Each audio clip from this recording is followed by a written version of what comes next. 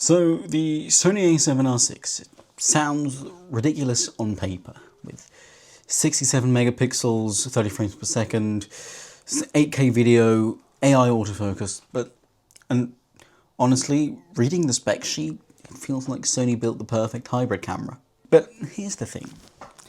A camera can look amazing on paper, and still not really make sense in the real world. So after watching early reviews from Jared Polin, Anthony Gugliotta and Manny Ortiz, and digging into what creators are actually saying, I think the A7R VI is both brilliant and weirdly confusing. So let's talk about it.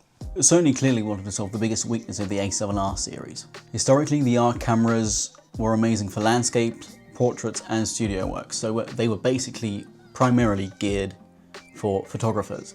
But at the same time, they weren't ideal for fast action and serious hybrid shooting. The Alpha 9 cameras were primarily geared for fast shooting. But recently, Sony has released the A7R VI, and that camera changes the problem with the fast shooting.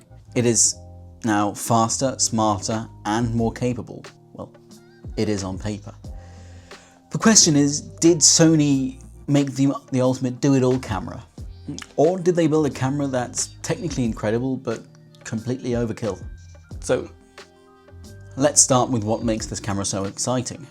Get a 67 megapixel stacked full frame sensor, up to 30 frames per second burst, AI autofocus, 8K up to 30 frames per second, 4K up to 120 frames per second, better rolling shutter, improved IBIS, a new battery, and better ergonomics. And that sounds really, really nice. Because traditionally, you had to choose. Either you got speed or resolution.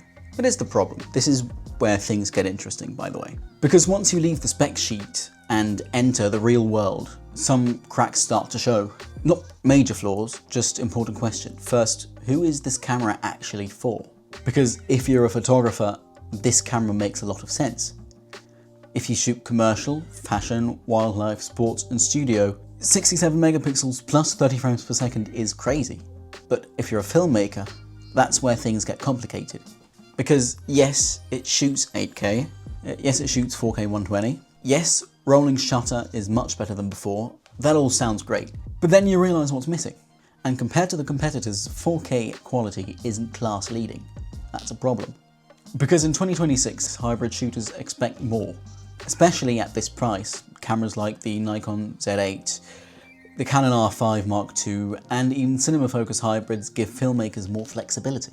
So while the A7R VI is better for video than any R camera before it, it still doesn't feel like a filmmaker first camera.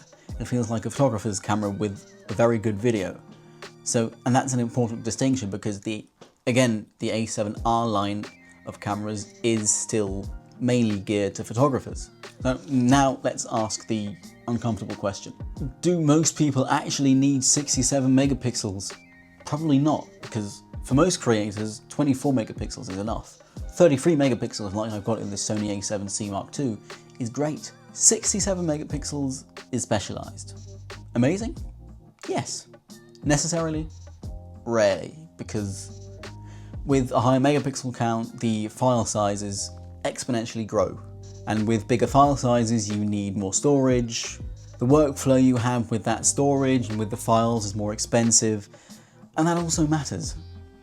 Because owning this camera isn't just about buying the body. It's memory card, storage, editing power, premium lenses, and the total system gets expensive really quickly. And this might be the biggest problem. Sony's biggest competition is Sony. Because now buyers are asking, why buy this over the A7 V? Or why not just spend more and get the A1 II? And that's the weird part. The A7R VI sits in a strange middle ground. Too expensive for casual creators, not video focused enough for filmmakers, still not fully replacing the A1 for elite sports shooters. So yes, it's amazing, but it also feels weirdly niche. And I might just note, when it comes to video, Tony Northrup and Manny Ortiz have mentioned that you can't play back video. So when you shot the clip, you can play it back, but you can't really skim through the clip by just holding down on the timeline. It's kind of weird, and I've linked Manny Ortiz's video where he goes into more detail when it comes to that down below in the description. So, is the A7R6 good on paper? Absolutely. It's one of the most impressive camera spec sheets we've seen in years. But in the real world, that depends entirely on who you are. If you're a professional photographer who needs extreme resolution and speed, this might be one of the best cameras Sony has ever made. But if you're a filmmaker or generally a hybrid shooter, the Sony A7R6 might not be the obvious choice. And that's the real story here. This isn't a bad camera. It's far from being a bad camera. It's exceptional, but exceptional specs don't automatically mean exceptional value, and that's the difference between hype and reality. So, what do you think? Feel free to drop your thoughts in the comments below. I've also linked the camera and the videos I watched on it in the description. Now, thank you very much for watching. Make sure to like and subscribe, and see you in the next one.